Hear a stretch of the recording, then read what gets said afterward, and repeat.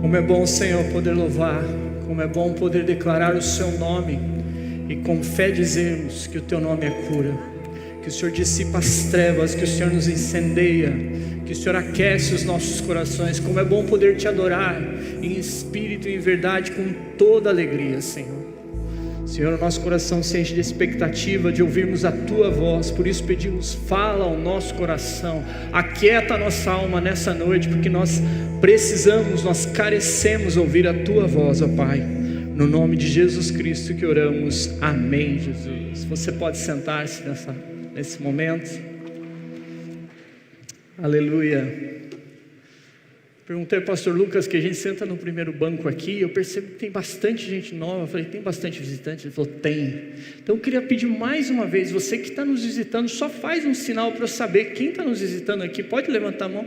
Que bênção, que maravilha. Como é bom ter você aqui no nosso meio, nesse culto que nós chamamos de culto do amigo. E eu quero compartilhar um texto com você, no Evangelho de João, capítulo de número 15, do verso 12 até o verso de número 17, para a meditação dessa noite. E eu quero te convidar que você acompanhe a leitura. Eu estou fazendo ela na Nova Almeida Atualizada, ela está sendo projetada, você pode acompanhar comigo ou ler na sua Bíblia. Diz assim: o meu mandamento é este, que vocês amem uns aos outros assim como eu os amei. Ninguém tem maior amor do que este, de alguém dar a própria vida pelos seus amigos. Vocês são meus amigos se fazem o que lhes ordeno. Já não chamo vocês de servo, porque o servo não sabe o que o seu senhor faz. Mas tenho chamado vocês de amigos, porque tudo o que ouvi de meu Pai, eu lhes dei a conhecer. Não foram vocês que me escolheram, pelo contrário, eu os escolhi e os designei para que vão e deem fruto, e o fruto de vocês permaneça, a fim de tudo o que pedirem ao Pai em meu nome, eu lhes conceda. O que eu lhes ordeno é isto, que vocês amem uns aos outros. Amém? Eu quero iniciar essa mensagem contando a respeito de um grande amigo que eu tenho. Aliás, ele é o meu melhor amigo, não mora aqui, mora na minha cidade. Eu quero contar um episódio, porque a amizade ela se constrói, não é verdade? Talvez você tenha amigos aí de uma vida inteira. Esse amigo meu tem quase 30 anos de amizade. Mas teve um episódio que marcou, muitos episódios marcaram, mas esse marcou e você vai entender o porquê. Tinha eu 22 anos, jovem na minha igreja, há pouco tempo atrás, né? Vamos lembrar que isso não é tanto tempo atrás assim. Mas eu lembro que nós estávamos numa véspera de um acampamento. Íamos ter um acampamento de jovens, aquela movimentação, todo mundo organizado. E eu e mais um amigo fomos na casa de alguns outros jovens que nós queríamos que fosse no acampamento. E na volta nós estávamos andando na rua, estávamos cerca de 200 metros do lugar onde a gente tinha que chegar. E esse meu melhor amigo, que se chama Marcelo, ele chegou com o carro dele, um Voyage 86, e parou bem atrás da gente. Quando ele parou atrás da gente, nós tivemos a brilhante ideia de sentar no capô do carro. Quando nós sentamos no capô do carro, o Marcelo ouviu uma voz de uma pessoa que estava do lado dele, que disse assim: acelera, irmão. E ele acelerou. E quando ele acelerou, eu e outro colega que estávamos sentados no capô, automaticamente fomos para trás. O que estava comigo em cima do capô era muito magro. E ele conseguiu ficar firme, segurando na antena do carro e segurando no limpador de vidro. Só que eu não tinha onde segurar. E ele andou com aquele carro uns 200 metros muito rápido. E a pessoa do lado dele: acelera, irmão. E daqui a pouco falou: agora freia. E eu sabia que ele ia fazer aquilo. E eu pensei: como que eu vou sair dessa para me machucar menos? Eu pensei igual naquele filme, quando você vê, ou melhor, no desenho animado, quando você vê que o tio Patinhas, o Mickey, ele sai correndo e o pé corre bem rapidinho. Eu falei: eu vou sair correndo. E resolvi correr. E naquela freada que ele deu, eu saí correndo com tudo, não deu certo, eu me espatifei no chão, ralei braço, ralei perna, véspera de acampamento. Ele ainda continua sendo meu melhor amigo. Ele ainda continua sendo a pessoa que vira e mexe, eu ligo para ele, conto como que eu estou, conto dos meus desafios, conto das minhas lutas, daquilo que eu tenho vivido, e ele tem sido um grande amigo para mim.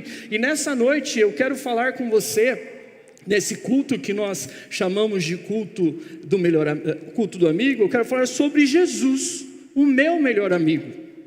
E quando nós falamos sobre Jesus, dele ser o nosso melhor amigo, algumas coisas nós precisamos refletir, principalmente quando nós pensamos sobre religião. Não é verdade? Porque quando nós pensamos sobre religião, a religião não pode nos apresentar esse amigo. Sabe por quê? Porque a religião, ela é diferente do cristianismo, porque o cristianismo é mais que uma religião. O cristianismo, nós estamos falando de um relacionamento. E por que eu afirmo isso? A palavra religião vem do latim religare, e que significa algumas coisas, dentre elas é o voltar a ligar, ou seja, voltar a conectar-se com Deus, voltar a aproximar-se de Deus.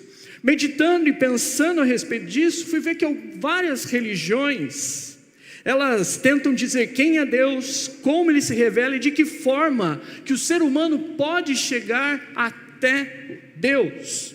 E percebi que há algo em comum em quase todas as religiões.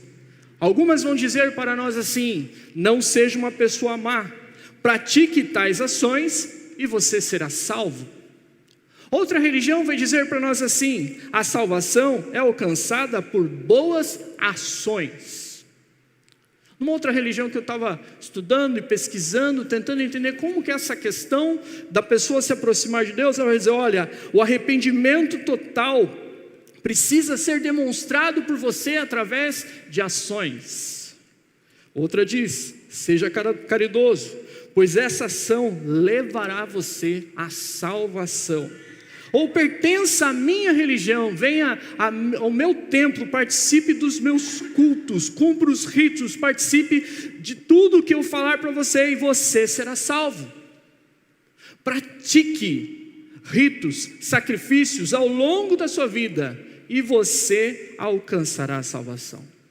Há duas coisas em comuns em todas essas frases e afirmações que nós vemos em várias religiões.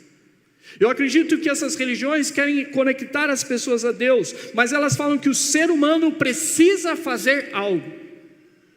E ela também deixa claro que Deus nunca fez ou fará algo para salvá-lo. Por conta disso, a religião é apenas religião, ou seja, uma tentativa de ligar o homem a Deus. Ela só pode ser capaz de voltar a ligar o homem a Deus se você fizer alguma coisa.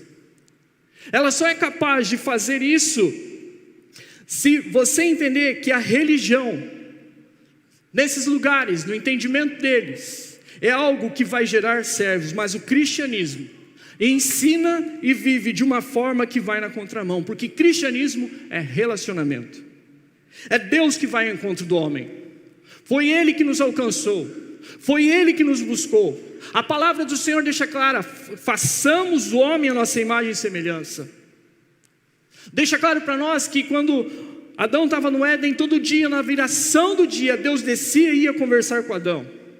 E o que aconteceu? O pecado nos afastou de Deus. Não foi Deus que escolheu ficar longe, distante do homem. E todas as vezes que houve uma aproximação, foi a partir de Deus e não do homem. Nós podemos relembrar a respeito disso e ver que depois da queda, Deus escolhe Noé e diz assim: construa uma arca e vamos começar de novo, uma nova aliança. Ou Deus chama Abraão e diz: sai da tua terra, do meio da tua parentela, e de ti farei uma grande nação. É Deus que vai ao encontro de Abraão. Nós vemos que Deus escolhe Moisés e diz: Moisés, você vai libertar o meu povo. Ou seja, sempre foi Deus que foi ao encontro do homem para socorrê-lo, para salvá-lo, para trazê-lo ao propósito para o qual ele foi criado. Então, o Deus que nos ama deu o seu Filho em nosso favor. E por Ele dar esse Filho a nós, hoje nós podemos afirmar: Jesus, meu melhor amigo. E apesar de haver a expectativa da vinda desse Messias, o Cristo que veio não era bem o que o homem esperava naquela época. O que o homem imaginava que ele podia receber, o que se esperava era: olha, quando o Messias vier, quando estiver aqui, que ele for revelado, ele destruirá todos os nossos opressores, ele fará com que eles sofram. Havia um pensamento, havia um entendimento, uma necessidade de que esse libertador, esse Messias, esse Cristo que viesse, ele seria um rei poderoso, ele iria governar com autoridade. Mas como que ele veio? Não era desse jeito. Ele não tinha nada, não tinha beleza, ele estava sem majestade, não havia nada nele que pudesse atrair a nossa atenção, daqueles que tinham expectativa da sua vinda.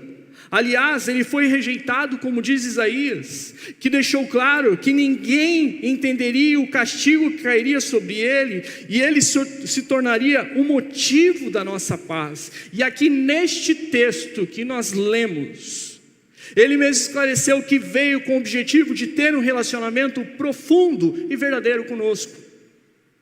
Ele veio para que a gente entenda que se a religião gera servos, Jesus nos transforma em amigos. Jesus faz de nós seus amigos. E nesse texto, em João 15:15 especificamente, tem uma expressão que diz assim: já não vos chamo mais de servo. E a concepção de servo aqui era de alguém que era como uma ferramenta viva. O servo era um escravo, o servo era uma pessoa que vivia na casa do seu senhor, mas ele era como uma ferramenta viva. Você consegue entender, compreender o significado disso? Isso quer dizer que esse servo obedecia o Senhor sem questioná-lo.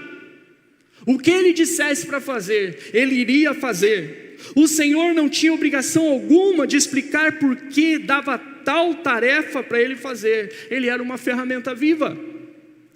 Era isso que essa pessoa era para o seu Senhor. O seu Senhor não lhe confidenciava nada ou explicava por que fazia aquilo. E aí Jesus, nesse mesmo versículo, diz assim: mas tenho chamado vocês de amigos. Percebe como o cristianismo é mais profundo do que qualquer religião? Como amigos, nós temos a oportunidade de sermos amigos de Jesus e compartilharmos o coração. Nós temos o privilégio de podermos contar os nossos planos para Ele e ouvir os planos que Ele tem a nosso respeito. Com um amigo, nós desejamos ouvir o que Ele pensa, e Ele quer ouvir o que nós pensamos também. Amizades profundas, ou amizades verdadeiras, são amizades que são profundas e íntimas. E qual é o propósito de Jesus? Nos chamar e nos fazer de amigos dEle. Em primeiro lugar, Jesus nos chama para sermos amigos dele, para que você saiba e experimente o que é o amor incondicional. A amizade de Jesus é fundamentada nisso, nesse amor incondicional. Jesus começa dizendo: o meu mandamento é este: amem uns aos outros como eu vos amei. É dessa forma que Jesus amou. E quando a gente pensa nessa questão incondicional, talvez o amor que a gente esteja disposto e pronto para dar para alguém é um amor limitado, um amor condicional, um amor que nós podemos dar pelas pessoas que talvez sejam simpáticas a nós, ou pessoas que pensem como nós, pessoas que gostem das mesmas coisas que nós gostamos. E Jesus fala para amarmos como Ele os amou, e Ele nos convida a viver nesse amor, assim como Ele fez. E isso não é apenas uma recomendação para os seus discípulos. Jesus está falando com eles, e quando Ele diz isso, Ele está trazendo mais que uma recomendação, um mandamento. O amor de Jesus por nós é o padrão para nossas relações. Estarmos dispostos a caminhar com um amigo, dispostos a ouvir, dispostos a perdoar, dispostos a fazer mais do que se espera que seja feito por um amigo. O amor de Jesus por nós é o padrão para nossas relações, e Ele não ama com base no que fazemos ou no que somos, mas Ele ama porque nos escolheu. Ele decidiu nos amar. É esse tipo de relacionamento que Ele tem conosco e que Ele deseja que a gente tenha. No versículo 13, é um dos mais poderosos, esse versículo 13 é um dos mais poderosos sobre o amor de Jesus, que diz assim: ninguém tem maior amor do que aquele que dá a sua vida pelos seus amigos.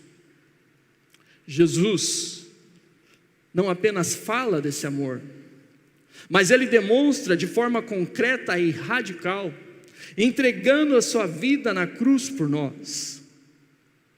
O nosso Senhor Jesus Cristo, o nosso amigo, Ele não esperou que fôssemos perfeitos. Esse grande amigo não condicionou o seu amor a algo que fizéssemos para merecê-lo, ou deixássemos de fazer. Ele nos amou primeiro. E aí nós precisamos entender que tipo de relacionamento nós desejamos ter com Jesus. Em segundo lugar, Ele nos chama de amigo nesse texto aqui, para que você saiba que nele você pode confiar. Guarda isso no seu coração. Em Jesus, o melhor amigo, você pode confiar com plena certeza. Você não precisa ter dúvida a respeito disso. A amizade de Jesus é marcada pela confiança. E aí em João 15:15, a parte final diz assim: eu vos chamei de amigos, pois tudo o que ouvi de meu Pai, eu lhes tenho transmitido. E aqui Jesus nos chama de amigos porque compartilha com a gente o que está no coração do Pai. Ele fala a respeito disso. E aí vem uma pergunta que eu coloco para você pensar e refletir sobre esse grande amigo, em que nós podemos confiar. O que Jesus compartilhou com você nos últimos dias, o que Ele tem falado ao seu coração, o que Ele tem ministrado a você. Qual foi a última vez que você ouviu a sua doce voz, suave, inigualável, revelando coisas profundas do coração do Pai a você? Porque quando nós temos Jesus como amigo, nós sabemos que podemos confiar nele. O Senhor Jesus, nosso melhor amigo, deseja revelar os mistérios do reino a nós.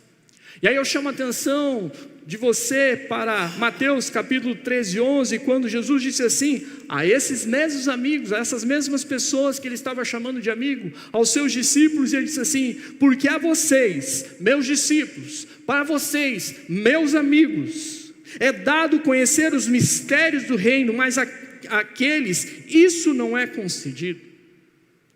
E é importante a gente fazer esse parênteses, essa reflexão, para a gente entender a respeito de confiança.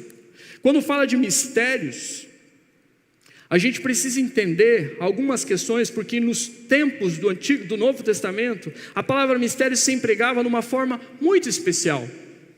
Para nós, quando fala de mistério, nós pensamos ou imaginamos que estamos falando de algo difícil.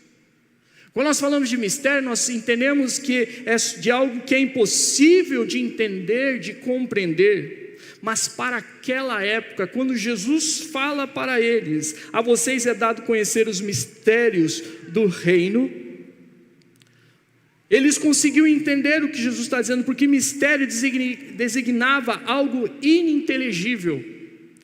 Ou seja, que não se podia entender para um estranho. Mas para aquele que era amigo, aquele que era próximo, aquele que tinha um relacionamento de intimidade, era claro como água cristalina.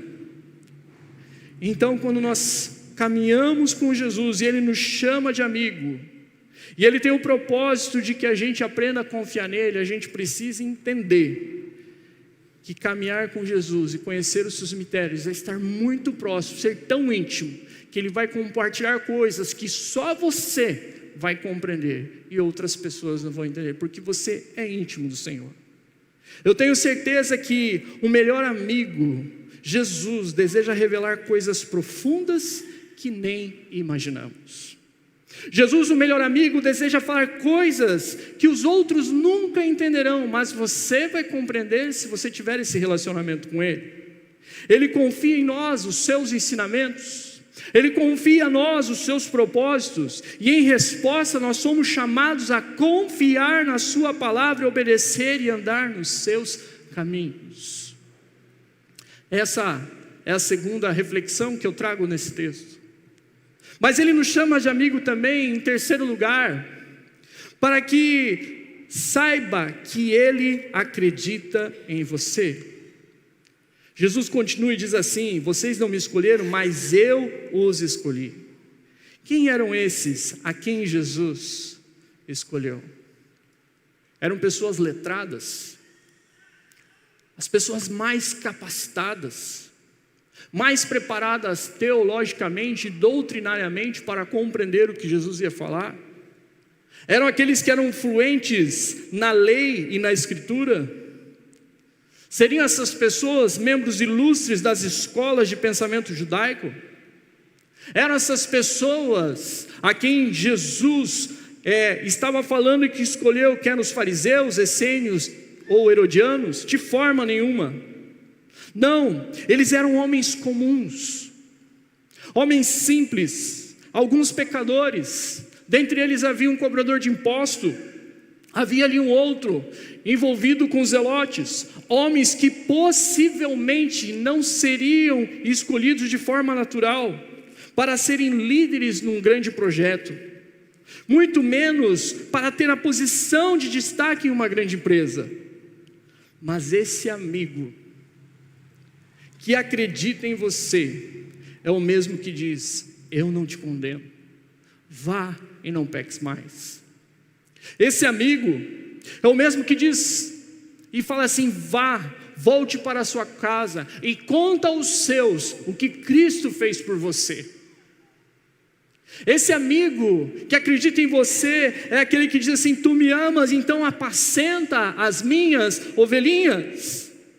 Esse homem chamado Jesus que acredita em você, mesmo que você fale, mesmo que o mundo não acredite em você, ainda que você ache que não tem mais jeito, ele te diz: eu sou Jesus, aquele que é poderoso e que pode fazer infinitamente mais de tudo aquilo que você pode pensar e imaginar, porque eu acredito em você.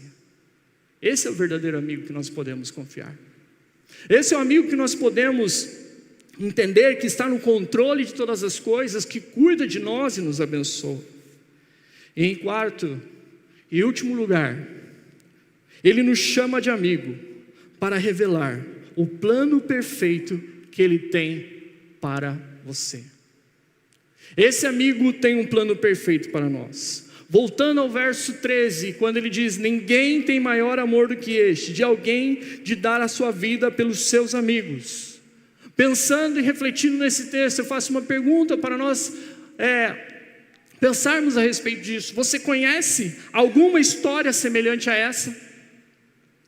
Algum amigo capaz de fazer o que Jesus fez por aqueles amigos que estavam ali e por nós que estamos aqui? Nós conhecemos de cor João 3,16, que diz: porque Deus amou o mundo de tal maneira que deu o seu único filho, para que todo aquele que nele crê não pereça, mas tenha vida eterna. Mas nós não podemos esquecer de alguns textos que falam ao nosso coração, como quando lembramos de 1 João capítulo 3, verso 16, a parte A, que diz assim: nisso conhecemos o amor que Cristo deu a sua vida por nós. Você já refletiu a respeito disso?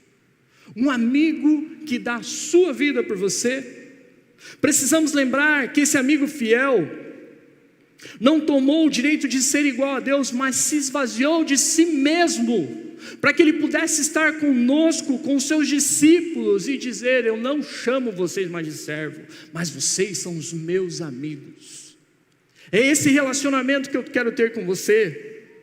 Não podemos esquecer que Jesus, o verdadeiro melhor amigo, entrando em agonia, enquanto orava com mais insistência, ele suou gotas de sangue que caíam no chão. Mas ele fez isso porque ele gostaria, e ele quer que nós saibamos, que o relacionamento que ele quer ter conosco é de um grande amigo, que está próximo de nós. Lembremos também que esse amigo fiel, ele foi como ovelha muda, e ele foi levado ao matador, e ali ele foi humilhado, para que você tenha esse relacionamento. Ali ele sofreu dores, ele foi espancado, Ali ele foi crucificado e naquela cruz ele sentiu o desamparo do Pai quando ele disse: Deus meu, por que me desamparaste? Porque naquele momento esse grande amigo se fez pecado por nós, não merecendo nenhuma culpa, porque era toda nossa. É esse amigo que nós precisamos olhar, que quando ressuscitou, mandou avisar aqueles, como Pedro, que tinha negado 3 vezes, e disse assim: vai, diz aos discípulos e a Pedro que eu ressuscitei. E o propósito era lembrar: você continua sendo meu amigo.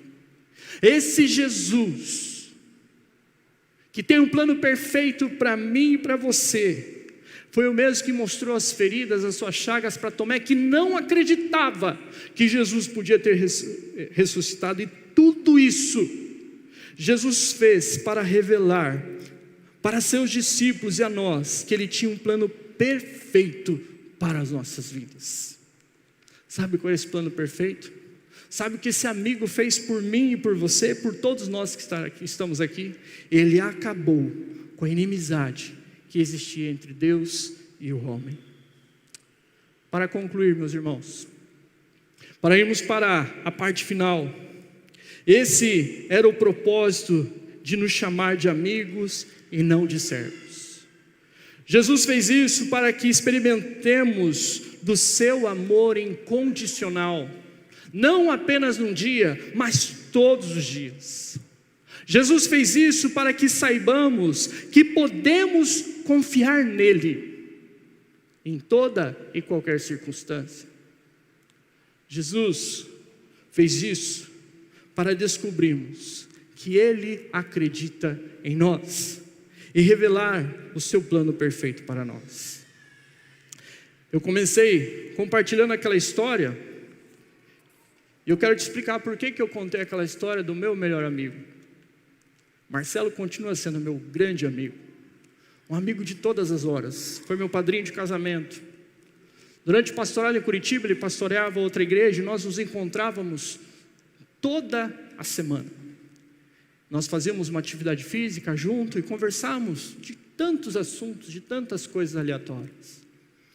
E eu achava que para o Marcelo eu podia contar tudo, que para ele eu podia abrir o meu coração, e eu falava assim: não tem nada que eu não possa contar para o Marcelo. Mas um dia, eu comecei a lutar com sentimentos estranhos no meu coração. Uma tristeza começou a tomar conta do meu coração. E eu comecei a acreditar que a vida não tinha mais valor, que a vida não tinha mais sentido para mim. E eu pensei: o que eu faço agora com esse sentimento? Como que eu lido com isso? Como que eu faço para resolver isso? Eu pensei: eu vou contar para o meu melhor amigo.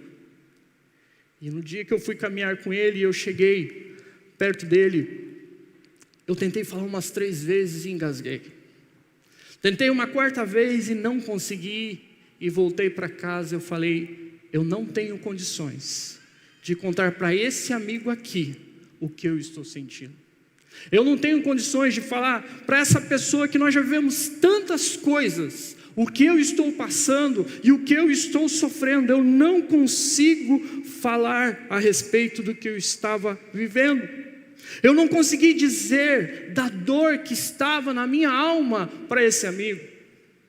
Eu não consegui falar que perdi o prazer de viver. E eu ficava pensando: como que eu vou falar para ele? Eu não consegui sequer pedir ajuda para ele. Mas em casa, no silêncio do meu quarto, enquanto angustiado eu ficava pensando nisso, veio alguns pensamentos no meu coração, algumas perguntas, e uma delas foi: o que é que as pessoas vão pensar a meu respeito? De saberem que eu, como pastor, estou vivendo uma crise tão forte emocional, de saúde.